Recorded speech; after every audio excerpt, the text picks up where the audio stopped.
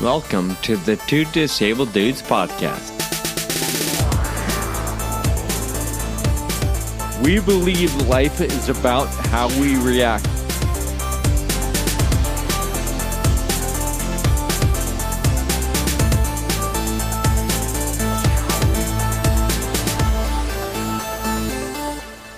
Hello, and thank you for listening to this special episode.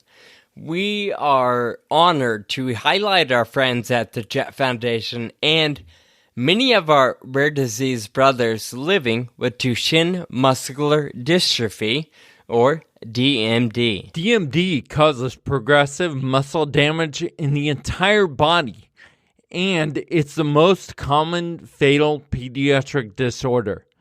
The Duchenne gene is found on the X chromosome, so it affects mostly males. Children with Duchenne are born seemingly healthy and decline over time, typically losing their ability to walk around the age of 12 and succumbing to the disease in their early to mid-20s. There are approximately 15,000 patients diagnosed with Duchenne alive today in the United States. Duchenne has no cure. The mission at Jett Foundation is to extend and enrich the lives of individuals affected by Duchenne Muscular Dystrophy and other neuromuscular disorders.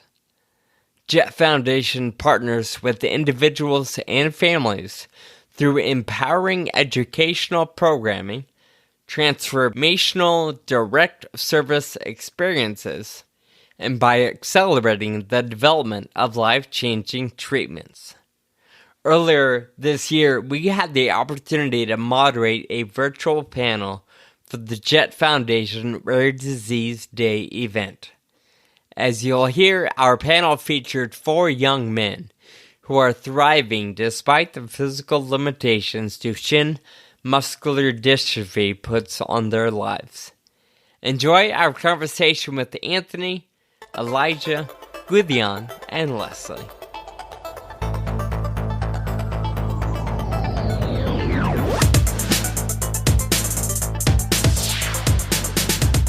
Hi, everybody. My name is Alexa Tinsley, and I'm the Director of Community Engagement for Jett Foundation. Thank you all for joining us for our Rare Disease Day event. We're very excited. Like others, we're celebrating today to help raise awareness for individuals in rare diseases and their families. Our theme this year is Thriving with Duchenne, and we are so excited for you to be a part of it and to hear from all of our panelists.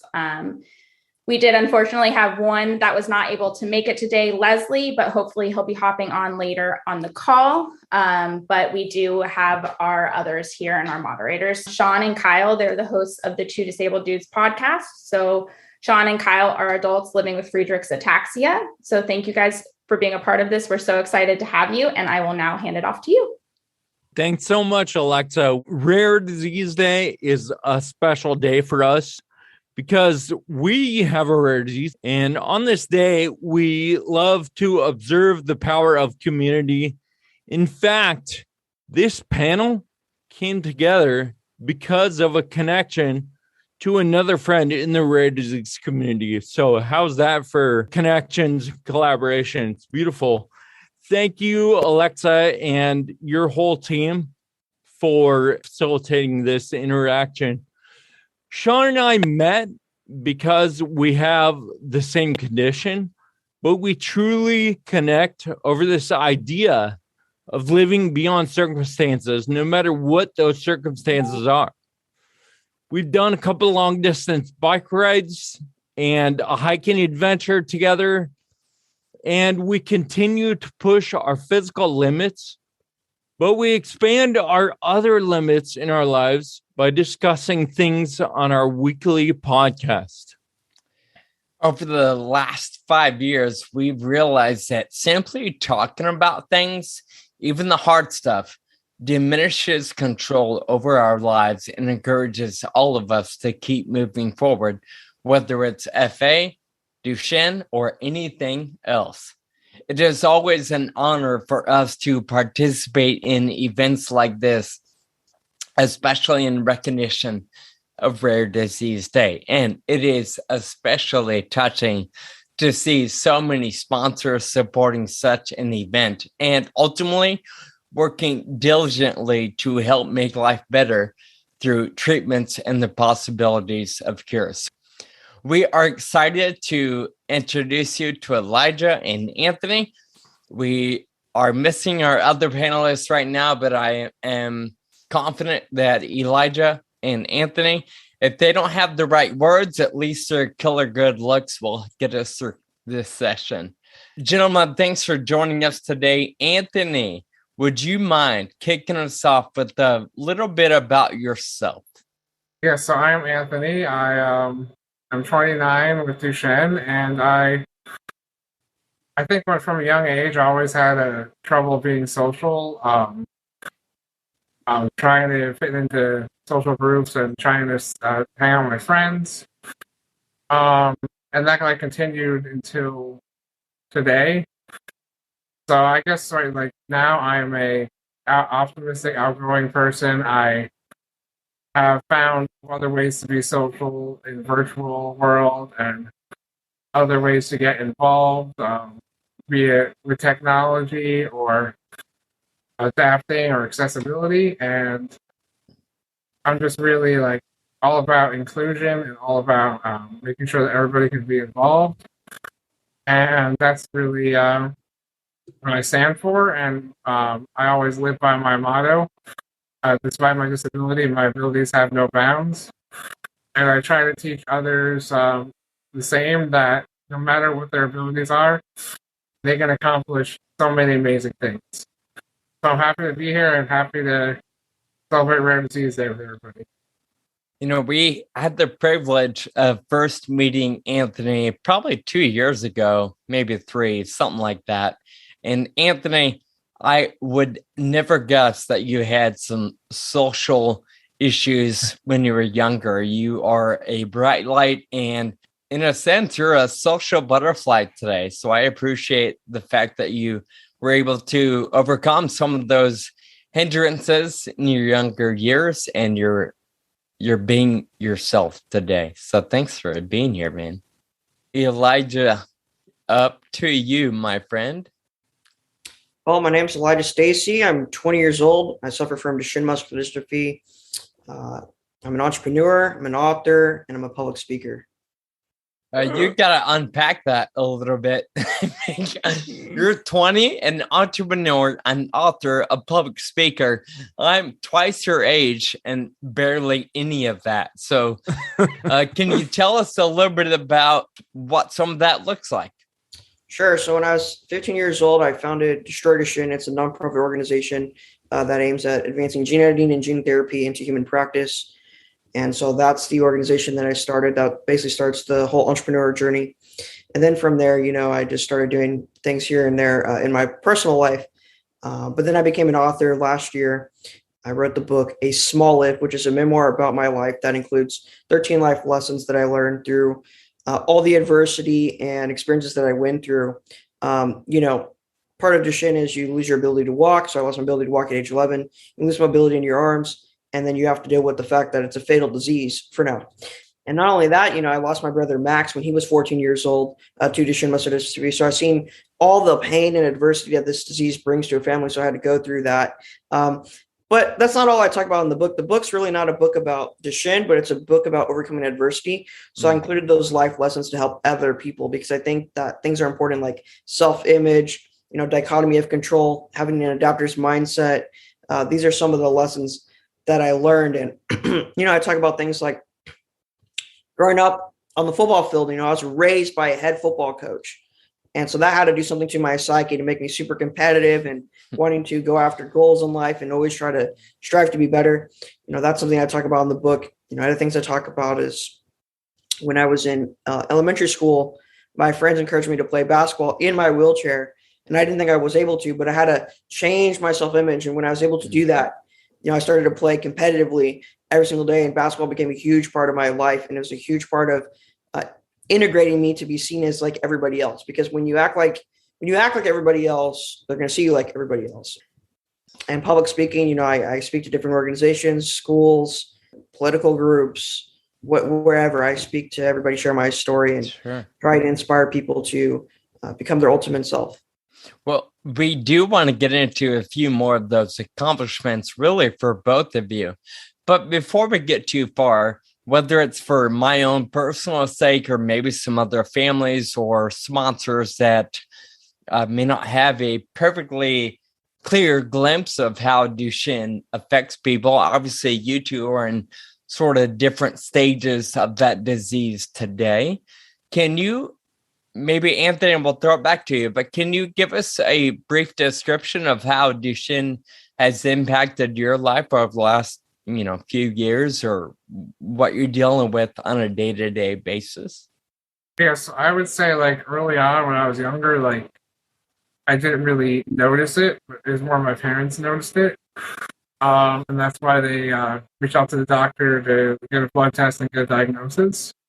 I guess it really, like, over the years, I would slowly lose abilities to do things. But I guess, like, in my current state, I have to use a non-invasive ventilator throughout the day and night.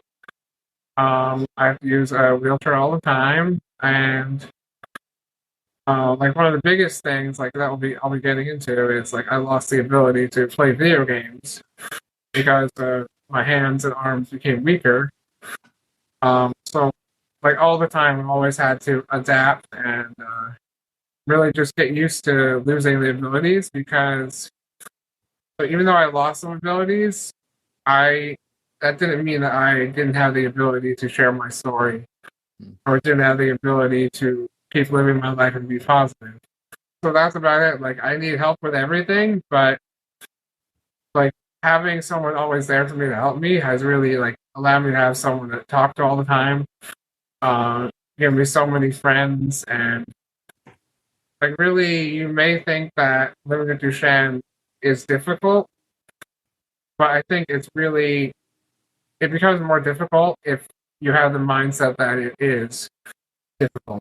Like if you have a positive mindset, I think that really, like you're always going to have those difficulties and those weaknesses, but I really don't let them define me. And if there's something that I can't do, that really ignites the fire under me and makes me think of, all right, if I can't do this, how can I adapt and do it a different way?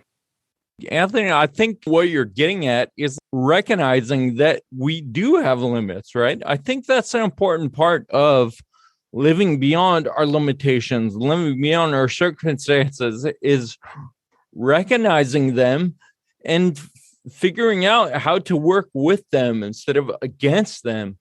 My friend John Tillotson says that recognizing our limits, that may seem like negative thinking, but no, it's a high form of positive thinking, because then you can figure out how to get to work with those things. So I like that a lot. Eli, I want to give you a chance to answer that question. What are some of the things you're up against on a day-to-day basis? There's a lot of things that we're going to be up against compared to somebody that doesn't have Duchenne. And, that includes the moment you wake up out of bed. You have to, for me at least, I have to climb out of my bed, climb into my wheelchair, because I want to remain as independent as I possibly can. What Anthony talked about sounds like the adapter's mindset, right? Always trying to be able to adapt or whatever. What I figured out is if I raise my bed up, it's a hospital bed. So if I raise the feet part up, then it makes, and I sit on that, it makes it higher than the height of my wheelchair. So then I just I slide over and I let gravity just let me fall down and get into my chair. That would be the first obstacle I have to overcome every single day. But now it's just it's just natural. It's just part of my day. So I do that. Then, putting on clothes could be harder if you have muscle weakness in your arms, putting on your, pants, shorts, whatever, that could be harder too because you're sitting down. These are things that I think most people would take for granted, but a person with Duchenne, it's a constant fight. But that's why it makes us such fighters, right? That's why when we face something that people without Duchenne would go against, they complain about, for us, we're used to fighting. So we're in that fighter's mindset. So those are some of the things, I could talk about. If you travel, that's harder. You have to have the right vehicle to travel. If you go to a friend's house, you have to have a ramp to get into the friend's house. The way I like to think about it, the way I like to tell people that don't have Duchenne, is basically imagine that you're in a wheelchair and think about wheelchair and steps. And then also think about, you can't bear any weight on your legs or use your arms. Tell me how you would get around your day, how you would do your day-to-day things. Just think about it. Close your eyes and imagine that. And if you really think about it, you say, okay, eating food's going to be harder. Waiting on a shirt would be harder. Yeah, I don't think I'd actually be able to go up and get into my house without a ramp, so I need a ramp now. You would start to see all the difficulties, and you'd really see that, okay, yeah, this disease is really a tough one. Well, you guys are both obviously thriving with Duchenne. So I think that title just blends beautifully with both of you. Elijah, you talked about, being 20 and all the things that you've accomplished thus far. What are you most proud of today? Besides that handsome beard. Oh, Sean, you're bringing the jokes today. I mean, there's a lot of things that I'm proud of, I guess. My little brother, Kai, he's 14. He has Duchenne. I'm really proud of the fact that he's having that same mindset that I am, that I'm rubbing off on him, if you will, in the sense that, he doesn't even see the wheelchair anymore. He doesn't view himself as somebody that has this disease, that he doesn't view himself as, somebody that can't do things, but he sees himself as somebody that's like everybody else, that is pushing himself to accomplish great things. I mean, he just made honor roll in school, so I'm very happy with that. And it's great to see that, because that's really what is important, is building somebody's character, right? That's what really what I think life comes down to, is somebody's character. So I'm really proud that I'm being a good influence on him. That's something that I am incredibly proud of, because that's hard to do. That's really hard to do. And it's great to see. Yeah, I think that's something to be very proud of. I'm a younger brother. I looked up to my brother. I still do. I hope he's proud of the things that he's taught me. And I love seeing that in you, that you're really bringing it for your brother and recognizing that he sees that in you. It's lovely. Anthony, how about you? Same question. What is something you're proud of today? I guess it's almost like the same thing. It's my sister recently had a baby, and I've been able to spend a lot of time with her. And like my brother has grown up like knowing me, and so has my sister, knowing all the difficulties I go through. And I hope that like my optimistic attitude and my mindset have also rubbed off on them, because knowing someone from a young age with a disability or with Duchenne, I think that really impacts how you treat other people with disabilities as you grow up, and how you treat others that are different. So I'm just happy that I'm able to have this mindset, and I'm able to articulate it through writing and music and other forms of media, because I think like that attitude rubs off on people, just like Elijah said. And like, if that's my legacy, that I impacted the lives of my family and my new niece, I think like that's the best legacy I can give. Anthony, I know you affect people outside of your family too. You said in your intro that inclusion is very important to you. And can you tell us about some of the specific things you are doing to help include more people in activities they love to do? Yeah, I would say like ever since the pandemic started, things have opened up more in the virtual world, because like that struggle to be social was not really due to me being shy or anything like that. It was really due to the difficulty of going to a friend's house and you don't know if you can get in, or going to a dance and you don't know if there's someone there that will be able to help you. So I think like now that the world is open up virtually, it really opened the door for me and many other people with disabilities, because I finally was able to feel included in society. I was able to join the board of Our Odyssey, which is a nonprofit that's providing social connection for young adults with rare disease. I was able to take part in that and later join their board. I was able to join the International Association of Business Communicators through my place of work, and I really got to meet other people that are in the same field as me, communications field, and it really gave me a chance to feel included. And the list goes on and on of all the other things I was able to take part in. So to make sure that that level of inclusion remains even after the pandemic, and as things continue to change for the better, I have been working with an organization called IMCCA, it's a association of large technology companies like Intel and Poly and Zoom. And I'm just working with them to make sure that even after the pandemic, we always have a way for people with disabilities and really anybody around the world to be included virtually. And for every in-person event, it doesn't take much effort to add a virtual option or to make it hybrid. We've realized that the technologies are there, we just have to use them. And it doesn't mean spending tons of money and getting cameras and everything. It could be as simple as using Zoom or using a free software in order to make people feel included. Yeah. And I've spoken on that many times, even at the IABC conference that I talked about. I actually spoke there the next year in the virtual conference. Just want to make sure that everything remains as open as it is now in the future. As frustrating and depressing and challenging and difficult that the last couple of years has been for the entire globe, there's certainly a few lessons to be learned and to glean from. And I think how common and really easy virtual has been is certainly one of those eye-opening sort of situations that has been beneficial for many, many events and organizations along the way. Absolutely. I'm going to shift gears a little bit here and go back to you, Elijah. I think everyone can see that you're a pretty confident person. What makes you so confident that you're going to be able to handle Duchenne your whole life as things progress with Duchenne and with your life? I mean, to be honest with you, there's a lot of answers to this question.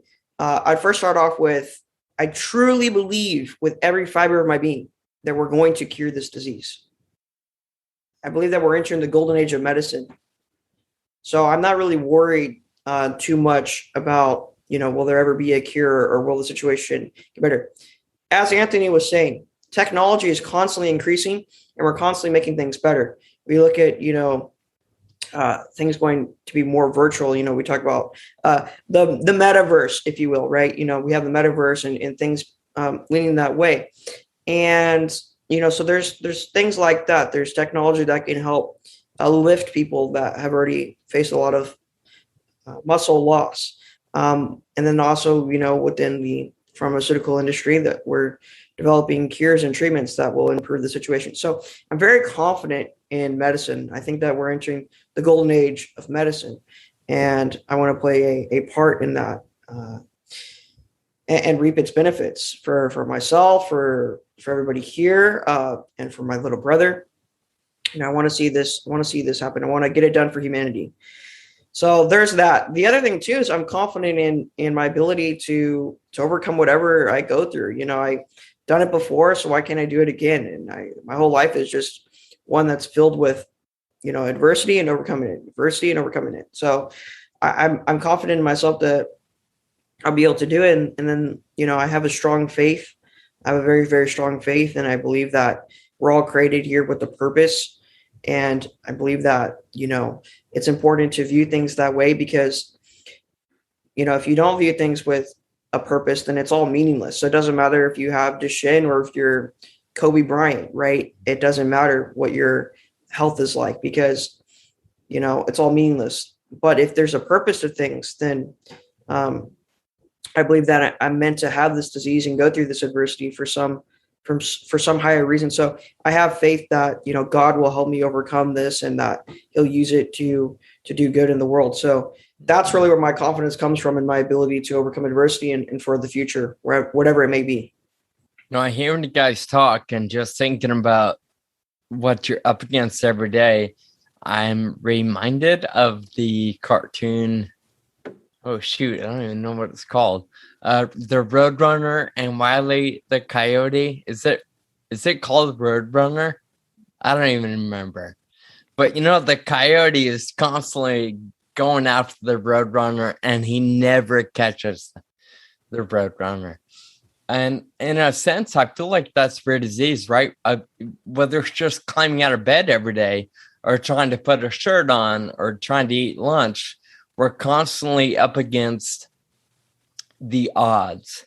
So besides the confidence that you both kind of exude today, Anthony, could you tell us what keeps you motivated? What keeps you moving against those odds every single day? Yeah, well, I saw one of the questions in the chat about when I had to move to a wheelchair, how did I deal with it? And also, how did I deal with not being able to play video games? I guess I'll answer both of those questions. I think for me, it's all about if I'm struggling to deal with something, I think it's all about just finding a way to shift my mindset so that I can realize that even though it may be frustrating, there's also good that can come out of it. Mm. For instance, when I started to use a power wheelchair, at first I was wary about it, and then I wasn't sure if I was going to like it. But once I started using it, I realized I'm not getting tired anymore. I'm able to go around freely and be more independent. That was the shift in the mindset that I had to make, is that even though, yes, it's different, and yes, it may, at first I felt like using a wheelchair was giving up, but really it was allowing me to adapt, because ever since I got in my wheelchair, it allowed me to be more independent. And the same thing for any other barrier I had to overcome. In order to overcome my social barriers, I decided to share my story, because I realized that the unknown to people is scarier than knowing what I'm going through. And really that allowed me to open up and allowed them to ask me questions and really just understand what I'm going through, and realize that being with me is not that scary. And in terms of video games, when I lost the ability to play video games using a real controller, I thought about, okay, if there was a dream controller that I could create that existed, what would it be? And what would allow me to play games again? So that's why I reached out to my friend in the Playability Initiative, and we decided to work on a accessible controller called Overjoyed that will allow me to use the limited ability that I had in order to still do what I love. So I guess really I have that confidence because I shift my mindset, and also because I am able to figure out how to solve a problem, but not just figure out how to do it, but also figure out, okay, how can I do this myself? Because sitting around and waiting for someone else to find a way for you to adapt isn't going to get anything done. I think it's just about having that idea, or just talking to someone about what you're going through. Maybe together you can figure out a solution. We've got another friend joining us. Gideon, how are you? I'm good. We'll let you get comfortable, and then we'll ask you to introduce yourself here in just a minute. Yes. Elijah, a question for you. We threw that one to Anthony first. Could you give us one or two things that help you remain optimistic and I don't want to say aggressive, but you keep getting up every day and you keep moving forward. What is something that helps you stay on that mindset? Well, I think I'm a natural optimist, right? I think that's just kind of my nature.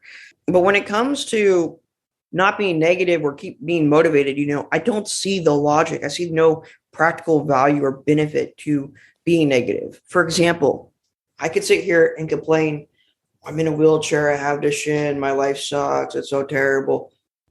I'm still in a wheelchair and I still have Duchenne. It doesn't change anything.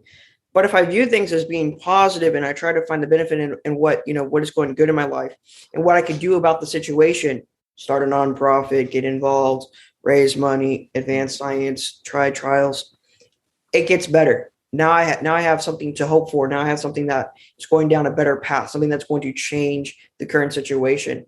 It kind of reminds me of, what Anthony just said. He had a problem. He wants to be able to play video games. He has a different situation now. But instead of complaining about it, he got on the phone and he made it happen. And I think that's an amazing thing. And that's how we got to view our situations. Whether you have Duchenne or you're just going through life, make things happen. Make the phone call. Brainstorm how you could solve it. Complaining doesn't solve anything. It does not. It honestly just makes the situation worse, in my opinion, because now you're just negative and you're focusing on negativity, and now you're just adding, more stress and bad feelings to your life, and it's not going to help you do anything. Not to get nerdy, but they actually have done studies where you could view what that does to your brain. You don't think as good. You don't think as sharp as you would as if you were viewing things positively. So it's just going to hurt your problem-solving ability as well. But yeah, hopefully that answers your question. Yeah, I feel like there's a clip in there, a soundbite, if you will, that we could all hit play on every morning. Just that 12 seconds of make the call, take the action, whatever, those words you used. I feel like maybe that's all I need every day to be a little more productive on my end as well. Gudjon, looks like your background is perfect, my friend. We're going to throw it to you. Some people might know a little bit about you. They might know you personally. Obviously, we have a lot of people watching. Can you first tell us where you're from? Maybe that might explain a little bit of the delay, but also tell us a little bit about you. Who are you? Where you're from? And what do you do? So my name is Gudjon Óskarsson, and I come from Reykjavik, Iceland. I'm becoming 31-year-old, and I have Duchenne Muscular Dystrophy. And I just recently finished my PhD in genetics, and I originally am a pharmacologist. Wow. So I got a bachelor and master's in pharmacology, and I'm now working in genetic research. Wow.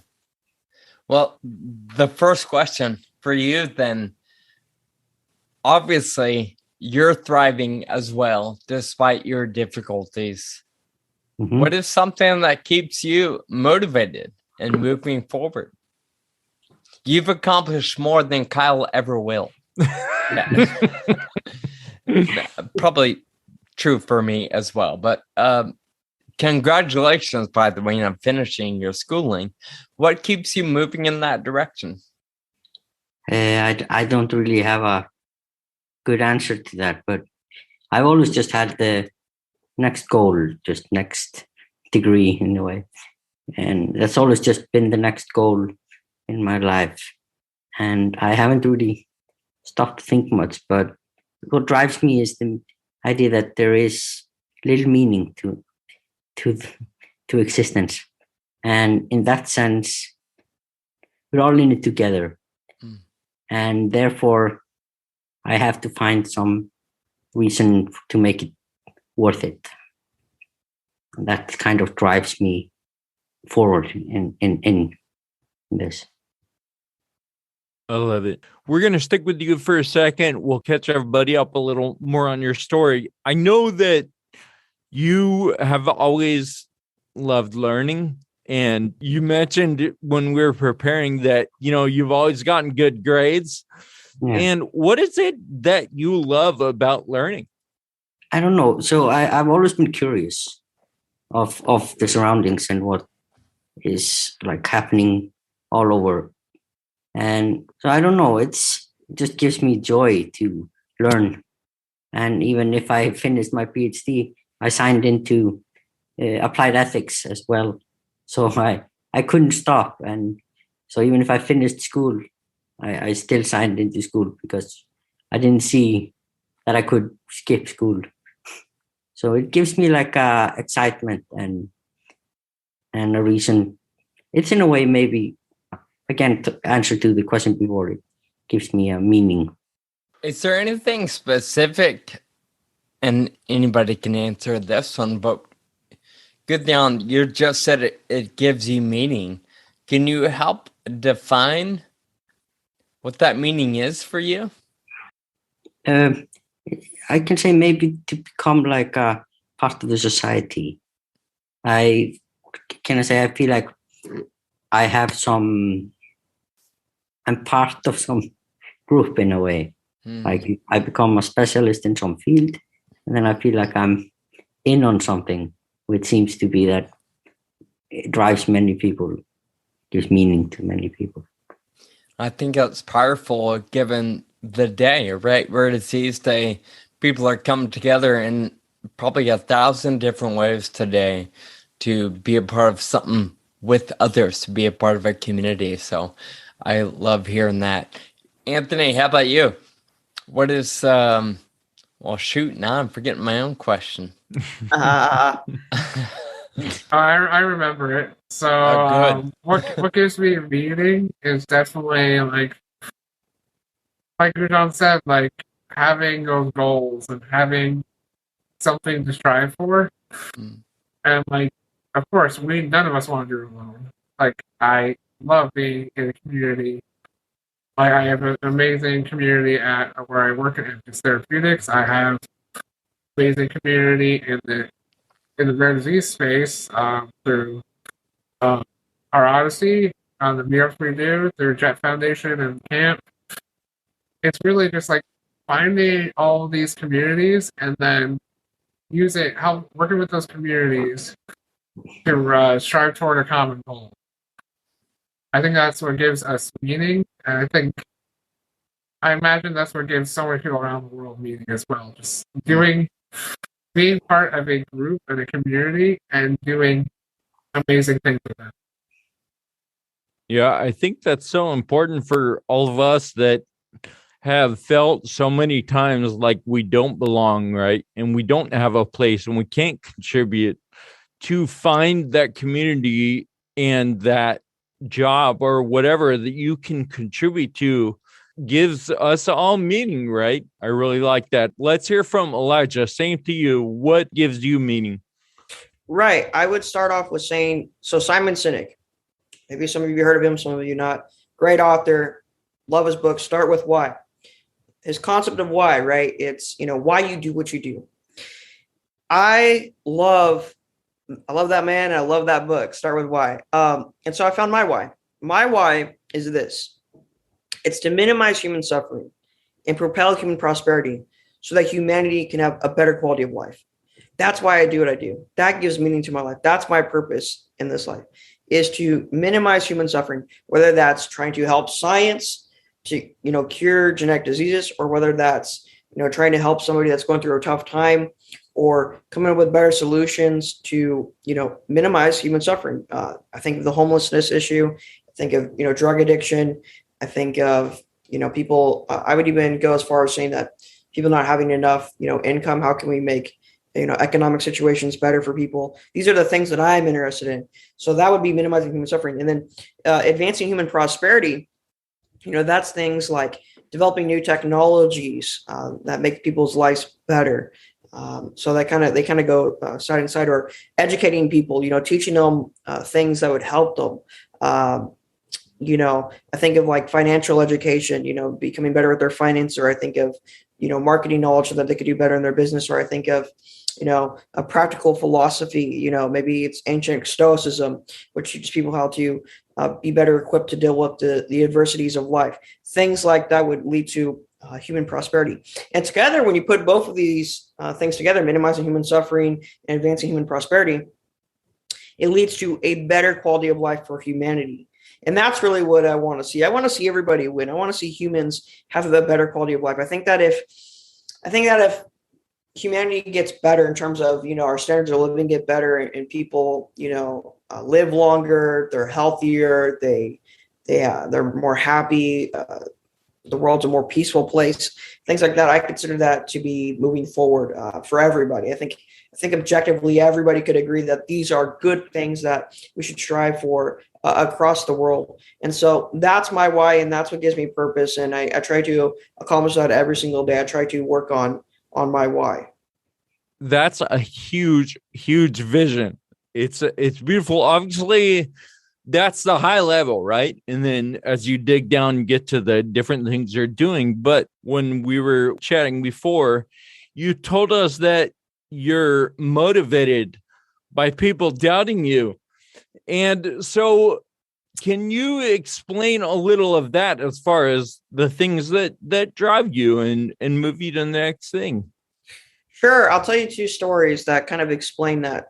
It comes from my book, A Small If. One of the lessons actually is called rocket fuel. And rocket fuel is the idea of using people's negative energy, whether that's doubting you or straight up hating you, whatever it may be. You use that energy as motivation. You don't view it as a negative thing, but you view it as, okay, as Anthony said, you're lighting the fire underneath me to get going. Let's go do it now. You got rocket fuel, and fire, it burns hot. But rocket fuel, that's really that's gonna burn. Okay, so there's that. So when I was in 5th grade, my best friend at the time, he was doubting me and saying, "Oh, you're not as smart as me because you don't get straight A's, and I do," right? Referring to himself. And it was really annoying. I because of my wheelchair or whatever, I couldn't go get my papers, were in like the cubbies or whatever. And so he would go and get the papers as he was helping me or whatever. And he would check my grades and, "Oh, see, you got a B, you didn't get straight A," and so it was really annoying.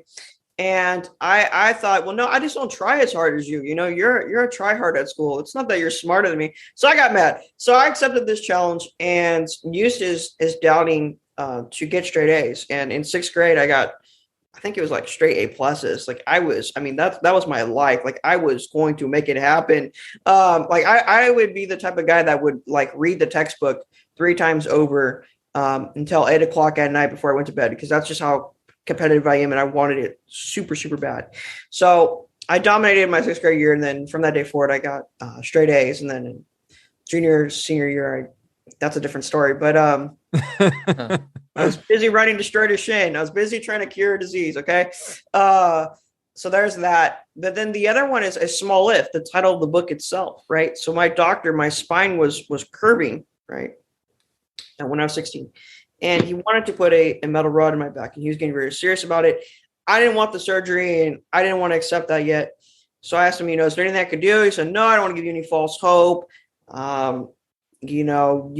There's really nothing you could do. I got to really put my foot down and encourage you to get the surgery."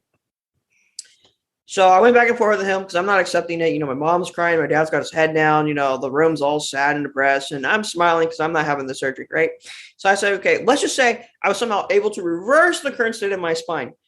Could I then not have the surgery, right? Let's say I was, I reversed it. And he says, well, once again, I won't give you any false hope. I got to put my foot down as your doctor. I never seen anybody do it. It's basically medically impossible. But I will give you a small if. I thought that's all I need to hear, a small if. So from that day forward, I taught myself how to cook. I was making these they're good, by the way. They're these chicken rice bowls with asparagus in it. Delicious. Absolutely great. I'm in. Yeah, so good. So I meal prep. Asparagus? Which is good I have for breakfast. So for breakfast, I had yogurt, and I put like strawberries on it, blueberries, bananas. It was amazing. It was great.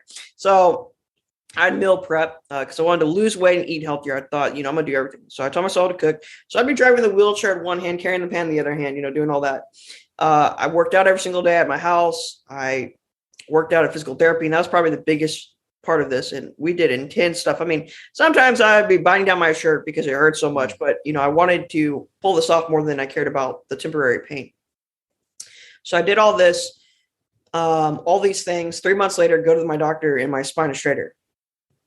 And so that's all I needed to do is I just need that possibility, right? Yeah. And now that's the title of my book. But yeah, people doubting you, people saying that you can't do it, or people saying it's never been done before, it's just an opportunity to be the first to do it. So that's how I like to view situations. It's kind of like, I really look up to people like Michael Jordan, Kobe Bryant. They have this insane mindset, and people call them crazy. And so when people call me crazy, I honestly, I take it as a compliment. Like I like to be called crazy because I definitely think I'm crazy competitive. I think I have a crazy mindset, a crazy belief in myself that I can do great things. But that's great, right? That's great. And I messed it up last time we were chatting, but as Steve Jobs said, right? He said, those that are crazy enough to think that, they can do it or change the world are the ones that usually do. And so you have to have that crazy belief in yourself to do things. And if people doubt you along the way, it's just rocket fuel. I think you're crazy, right? Thank you. That's probably been said to what? I don't know about probably, but it was said to Thomas Edison. It was said to Steve Jobs. It was said to Elon Musk. They're all crazy. Can I make one more point? Think about Steve Jobs when he said that, I want to have a screen that we can touch and it's going to do things. Everybody probably thought this guy's nuts. Yep. But now we're all benefiting from it, right? So it's okay to be crazy.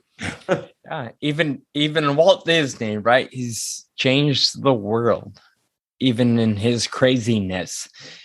I'm wondering from you guys, how would you encourage somebody else in the same position as you that maybe doesn't have the same optimism that you all three seem to wake up with naturally every day?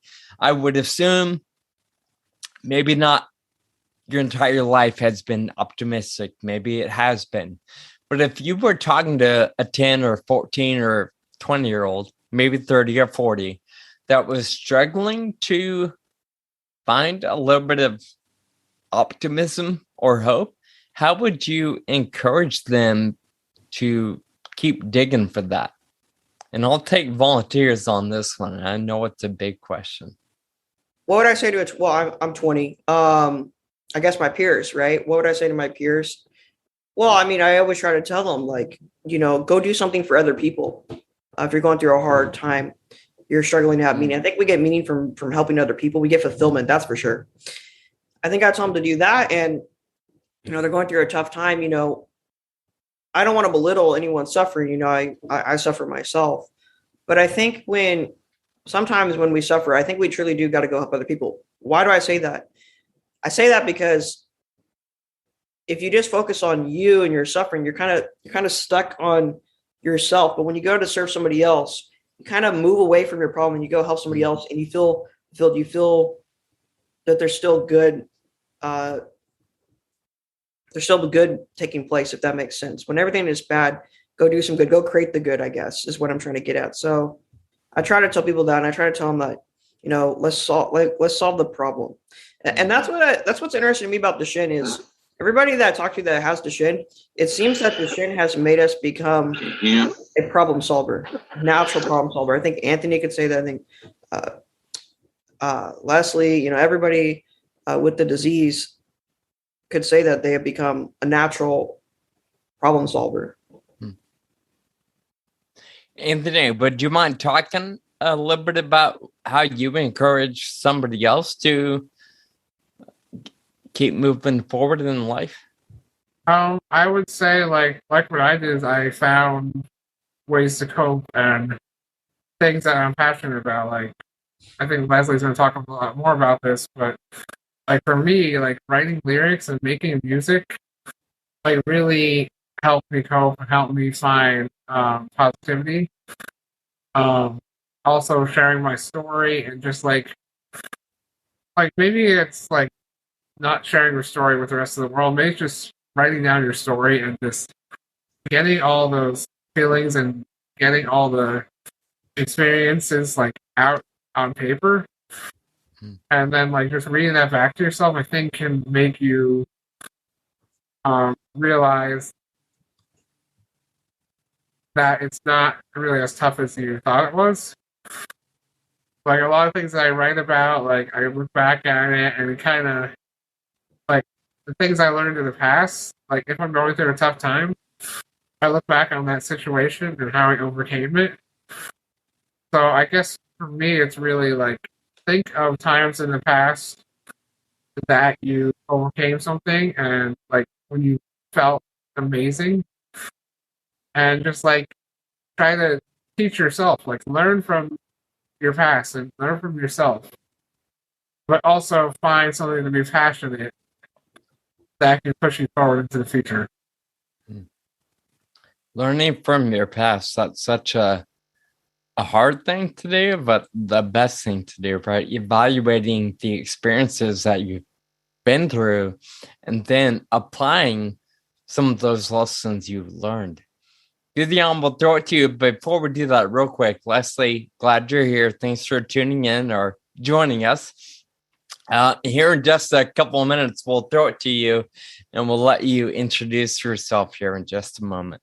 But Gideon, the question originally was, how would you encourage somebody else, whether in your same position or 10 years older or younger, how do you speak life into people that you come across?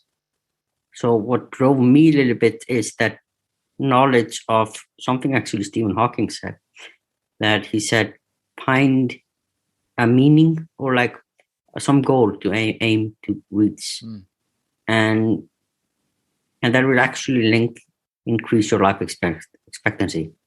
So it is known like with occupation and stuff that aiming at that, I mean, having occupation, having something to do every day, it actually is good for your life expectancy. And in a way, I've always wanted to live as long as I can since I knew like the life expectancy of Duchenne. I was always like, no, I don't want to live that short. So that little bit drove me always as the reason why to find a meaning. I love that. Thank you. And it doesn't matter what that meaning is, right? Everybody can define it for themselves, big or small. It's all objective, or I guess in a sense subjective. Leslie, we're so glad you were able to tune in and join us. We know you had some doctor's appointments today that kind of disrupted the plan. But if you are able to unmute, would you mind telling our viewers a little bit about you? Besides being in the car, where are you right now? Where are you from? Yeah, I had a last-minute doctor's appointment, but I'm here. Yeah, right. baby. Good. Yes, my name is Leslie Crowley Jr., and I'm from Atlanta, Georgia. I'm sure, as most of you know, I have Duchenne Muscular Dystrophy, and I was diagnosed with that at a very young age, and I'm a music producer. I make music. That's pretty much all I do. I have a online business that I attend to, and I manage, and that's pretty much how I spend the bulk of my time. But besides that, I mean, I'm just your typical guy. Nothing too fascinating. No, I think about being a music producer, right? You're the guy that says, no, that song is no good, or that lyric is lame, or that beat, or whatever. So how often are you the bad guy in that regard, or the mean one? Do you ever tell anybody to start over? Well, I'm not really the one that necessarily judges the song.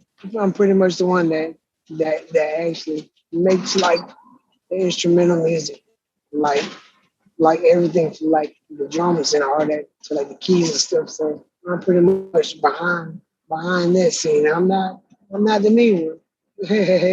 All right. What is it about music that you love that really drives you to get back at it every day? When I first started, I was just doing it just for fun, but I actually used to write lyrics and stuff like that. So that pretty much took up most of my time. It pretty much was the only thing that I was interested at that particular time. I had to be maybe about 16 or 17 when I actually uh, first started writing music, because at that time, I mean, all my friends, they pretty much did things I weren't out that I wasn't able to do myself. So that pretty much was something that I was able to do in my own time, and that pretty much made me feel better. Yeah. Yeah, made me feel better, and it's pretty much the only thing I really enjoy doing. I think that's a lot of what we've been talking about today. Find that one thing that you can really be good at and find your place, and that will give you meaning in life. I really like it. Thank you. When you introduced yourself, you said you were junior. Is that senior driving you around today? Yeah, he's my chauffeur today. All right. Yeah, he's driving me, trying to navigate through all this traffic. I can imagine. I'm going to throw it out to all of you guys, and I think I'll start with Anthony on this one. Earlier, we talked quite a bit. I think Elijah brought it up, the word legacy and our overall contribution when we can't contribute anymore, 10, 20, 40 years from now, whatever it may be. What do you hope is one or two elements of your legacy? What do you hope people say or reflect about when it comes to you and what you've contributed to your family, your community, and the overall impact you're having on the world around you? So I would say, I hope they say that he fought for everything so that he could not only live but thrive. I mean, for me, and many of us in the rare disease world know that everything has to be fought for. For example, I had to fight to get more nursing. I had to fight to get a mask that I used to use for my breathing at night, discontinued for consumers, but still sell to hospitals.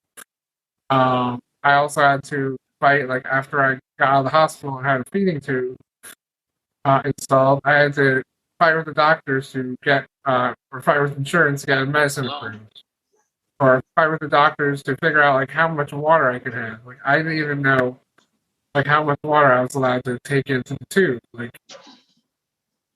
So I think my legacy is even though I fought for everything, I hope that everything that I fought for, maybe down the road, someone else might also fight for that and be able to see to learn from what I did, and maybe even further down the road, those won't be a problem anymore. Those things that I fought for will be readily available to everybody else, because I think if enough of us fight for something over the years, I think the system will change and things will get better. Because in reality, it's so silly that I had to fight for a piece of plastic for my nose, fight for water, and just fight for medicine, just really fight for everything. And that, I think it's that fight that really allowed me to be optimistic, because my whole life has been a battle and I'm always striving to do better. So that allowed me to improve my quality of life, even though everything's frustrating and everything's a battle. It's just great when you win those battles in the end. Gideon, same question to you. What is the one or two elements of your legacy that you want to leave behind? It's a big question. I would start by saying if you would have asked me 10 years ago, when I was like in my early 20s, I would have valued my legacy to be like something huge. For example, a little bit like cure Duchenne and stuff like that. It was what I would have said. But so maybe that's my first answer. It's like being the one that basically cured Duchenne.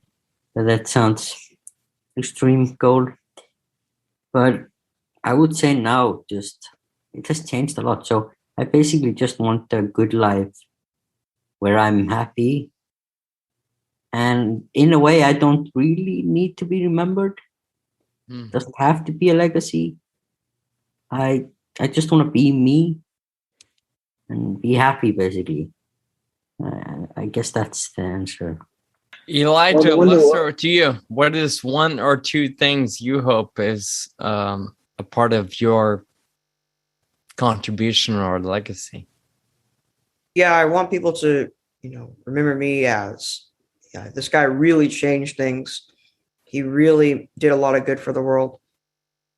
His whole life, I want to be somebody that people look up to when it's all said and done. And I guess on a more personal side, something that is somewhat newer for me is I want to be a great husband, right? I want to be a great husband. I want to be remembered as, he was a great husband and perhaps a father, right? He was a great father, a great husband.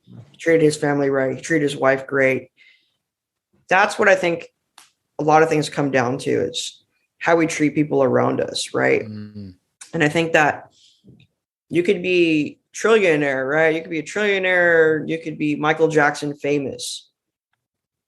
But if your character was bad and you treated people bad, it just crosses it out. It doesn't matter. It's your character that I think is the most important thing. So make sure my character is in line with all the accomplishments that I want to do. And that's why I say I want to be a great husband or great father as well. Leslie, what would you like one or two things to be your legacy? I like pretty much what everybody said. So for me, I really wouldn't want to be remembered for nothing, nothing huge and then nothing big. Just, as somebody that's always been there to, I guess, be the light for somebody else that didn't have any light, or just, be an inspiration for somebody else that didn't have any inspiration. That's have hope, or have that hope that I had in my time of need. Paying it forward. That's what we all, I think, hope to do is be grateful for what we have and then pass it on to the next person. I would say all of you have inspired me and you've left a mark on my life, even though we've only been on the phone for just over an hour and we've all had the privilege of meeting each other over the last couple of weeks. I love you guys already. You're incredible men that are doing some incredible things. And I'm grateful that you are willing to talk about it. A little plug for Anthony. He talked about sharing his story and wanting to write a book. And if you don't follow him on Facebook, you should. You can get a glimpse of his stories every day. Of course, we all know Elijah's got a book out there. Gideon's going to change the world. He's got all the degrees he needs to just keep making progress for the community as a whole. And of course, Leslie, I'm sure your music is probably easy to find, or at least it should be. You guys are incredible, and I'm encouraged to be connected to you today. We want to open it up to Q&A. There's been a lot of questions coming through the chat panel, and as Alexa mentioned, we want to give time to answer some questions.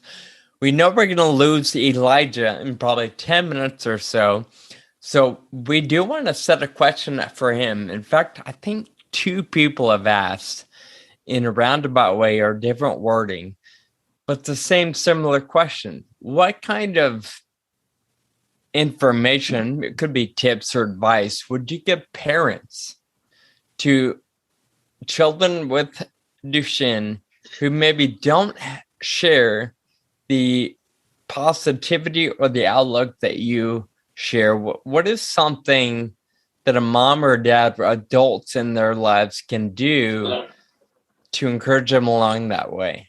Something I've been really fascinated with studying lately is nature versus nurture. And that's something that you can control as a parent, is your nurturing environment. Something my parents have always done is they have never really let me use Duchenne as an excuse. They never really put a lot of emphasis on it, but they treated me like a normal, healthy kid. And I think that is amazing parenting skills, because it's going to develop a lot in how you see yourself, your psychology. And as I said, how you see yourself is how you're going to act. And it's going to lead to that positivity and things like that. If you just focus on the wheelchair and the disease, and that becomes your identity, but it's not, you like sports, you like music, you like eating certain types of foods, you like reading certain types of books. If your identity is more about your disease and not those things, I think it's going to be a really unproductive life, to be honest. So I think as a parent, what you got to do is raise your kids like you would anybody else, and really push on past it, and always counter every type of excuse or doubt they have. Oh, mom, I can't go to Jimmy's house because I can't get in over their stairs. Well, we will bring your ramp and you'll be able to go. Oh, mom, I can't go to the movie theater. I can't go to the movie theater. Well, we'll sit in the handicap accessible area. Always countering that stuff and not letting them get in that type of thinking is priceless, honestly, because only you can do that as a parent, because only you have that title to them. There's only one parent, right? There's only one. I mean, you can either be the father or the mother. That's it. There's no one else can be a parent to somebody else. I know people say, oh, they're like a dad to me, they're like a mom to me. I get that, but at the end of the day, you are the parent to them, and so what you say and how you treat them is going to be profound. Well, I was wondering if I could add to that. Yeah, Sure, please do. please. In fact, I'm glad you mentioned that, because Anthony, I've heard you talk about growing up with your sister. So please add away. Yes, I would say, just like Elijah said, it's about treating your child just like any other child. And also, my parents treated me, my sister, and my brother all equally. It wasn't like I got more attention or anything like that. If if I was having trouble and I needed more attention, they would make sure that they took the time to give more attention to whoever was missed out. If I couldn't go out to my brother's concert, they would make sure that I could find a way to get a nurse that can take care of me while they go and support my brother, or go somewhere and support my sister. Or I think it's all about taking the time and trying to balance the time you spend with every child. As someone with disability, I don't want someone else from my family to miss out because of something I'm going through. I want to make sure my brother and my sister get the most out of life that they can, and get to spend most of the time with my parents. So I think doing that, it takes listening to your child and working with them to figure out we may not be able to do this because we have such and such event with your brother or sister, but here's a compromise. I think it's all about being able to listen and be able to find a compromise. And also, even though as a parent you might not know a solution to something, go ahead and talk about it with your child, because they may find a solution that's outside the box that you didn't even think about. A lot of the times, if my parents are having trouble figuring out how to make something better for me or adapt something to me, they'll reach out to me and we'll just brainstorm together how to find a solution. Because no one's gonna have all the answers, but it's all about listening and finding compromise. Thank you, Anthony. Gideon, I saw a question earlier that was directed toward you. They were impressed by your ability to speak English, and would you consider working for a pharma company on a cure for Duchenne? And I know some of your research was on that specifically. And so there's a job offer here, I think, in the making. So is that something that you would consider? So yeah, I want to start by saying thank you with my English. For the big pharma, yes. I would like to work in big pharma, specifically in proprietary drug companies that are focused on rare diseases. And I don't really care who benefits from curing Duchenne. I just want Duchenne to be cured. So anyone can really benefit from it. So I want to take part in doing that by taking part in like working for big pharma, especially if it's directed to curing rare diseases. And then regarding my study, so in my master's, I did a thesis on a theoretical cure using CRISPR-Cas9 Duchenne, and I used my own cells for it. So I made a, in theory, cure for myself. That's amazing. Well, and so the message to whoever it was that asked that question is get a hold of Jett Foundation if you want to get a hold of Gideon, and you guys can continue that conversation. Thank you.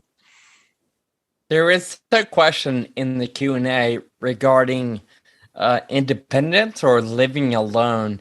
I guess, Gideon, you're the one I'm not sure about it. I know Anthony and Leslie and Elijah all live with family that can help with some day-to-day care. But do either of you see living alone being a possibility, and or are you familiar with any services or facilities that can help allow somebody to live independently to whatever degree that might look like? Because now, do you live alone or do you have people that help you at home? So I live on the down floor of my parents' house, and I have staff. So that's how it works in Iceland. Is the government pays staff, and I get to hire the one I want. So I have always one individual with me. I live with my parents, but like my room and most of the area that I hang out in is like on the opposite side of the house. So I kind of call it my quote unquote apartment. So like, and probably the same for Gideon, like he's on the bottom floor, he might be on a separate floor than where they are. So I think like living independently, like it's different for everybody. Like for me, it's just about like using the care and that I have to kind of find my own place in the world. But I would say like even if you're not living alone, you can still live independently. I think that's what I'm trying to say. Because independence does not mean doing everything on your own. Mm-hmm. It means making all the decisions and deciding, okay, what am I going to do today? What are my goals for the week? Like, you don't need to do everything on your own, like physically. I think it's all about that decision making and deciding, like, that you're going to do something and that you're going to have fun doing it. Depends on how you define independence and living alone, right? And I love how you redefine it, because we all have a thought in our head of what it means, but it means something different in different situations. Yeah, in a sense, independence is a mindset, not necessarily a tangible or physical circumstance. Yeah. Well, it seems like we have hit. Well, I guess I'm going to scroll real quick. I don't know if there's any pending. I wrote them down. So I'm just going to, there is a question about one of their sons is having a hard time with transitioning. Do you, any of you have any advice for them? And, what that looks like for you guys and what that looked like. Any advice? I don't remember it in my case for it much to be a problem, other than so I didn't feel it was a problem. And I remember my parents were more like, "Oh, it's great. They made it exciting. It's fun." It was always a gadget. I was like, "Oh, it's a wheelchair. Oh, it's an amazing gadget," stuff like that. And so it became fun. It became fun every time. Plus, they always said it's more comfortable. It's easier way of living. And so I just accepted that.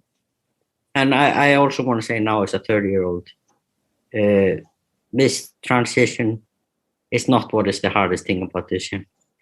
It's actually easy. Like, to stop walking.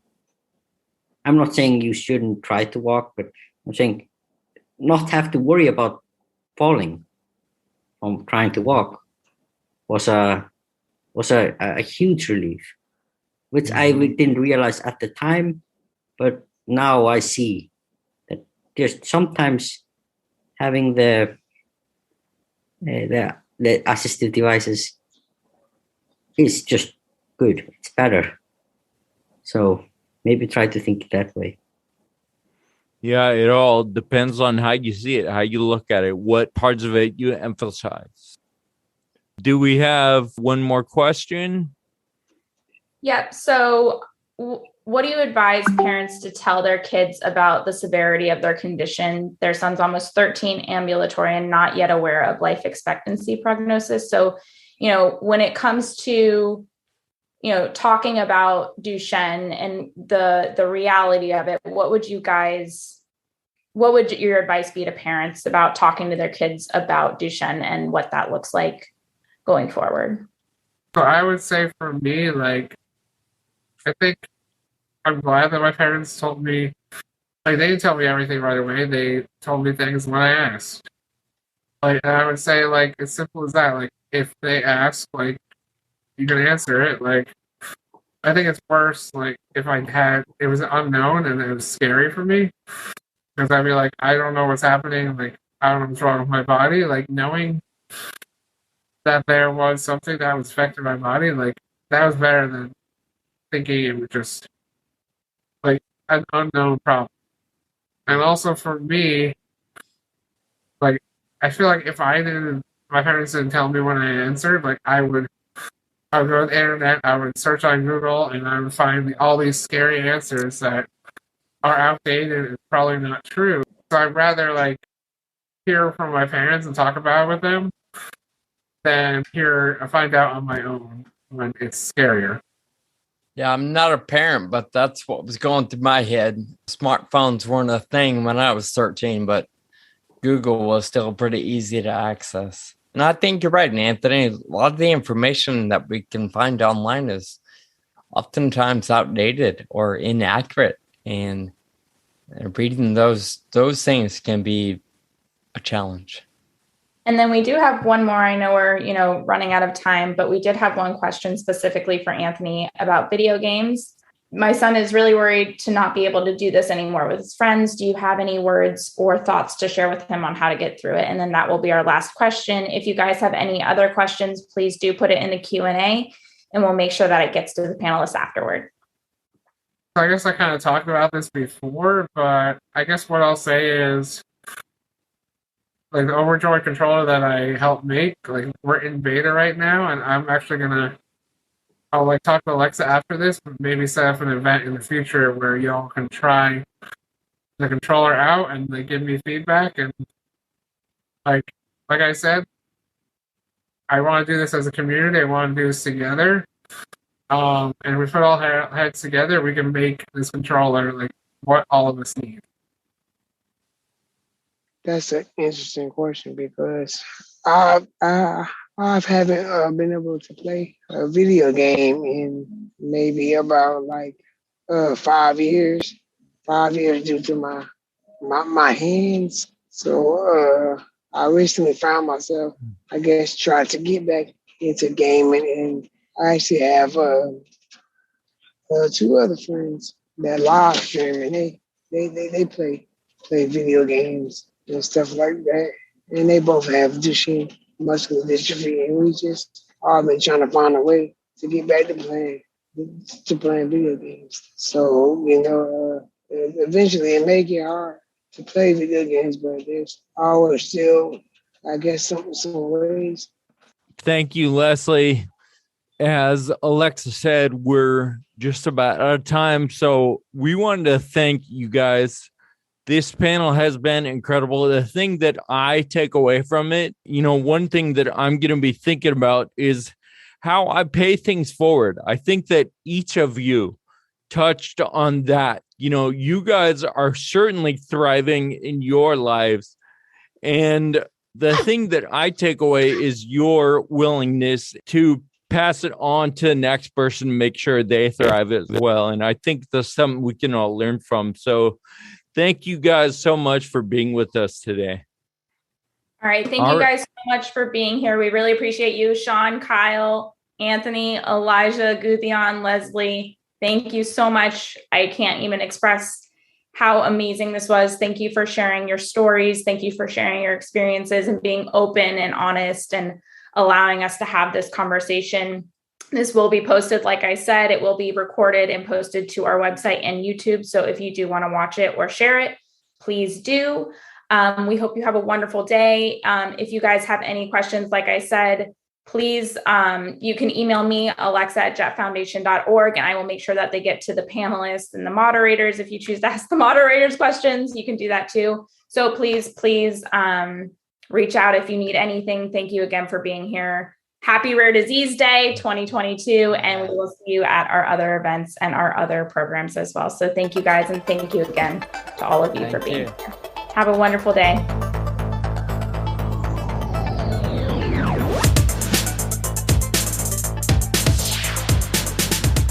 Thank you for listening today.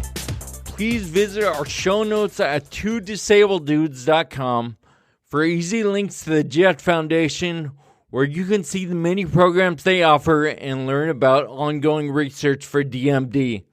Today, our shared thank you note goes to the Jett Foundation, the gentleman who participated in this virtual panel, and the many others who dedicate themselves to addressing the challenges and the need for treatments for DMD. We're all making encouraging progress in the rare disease community, but clearly there's so much more to be done. So, in honor of the young men in the conversation today, we invite you to keep living with urgency. Thank you for listening to the Two Disabled Dudes podcast. This show is possible with your support. Visit twodisableddudes.com to donate. Connect with us on Facebook, Twitter, and Instagram. And be sure to subscribe on your favorite podcast app.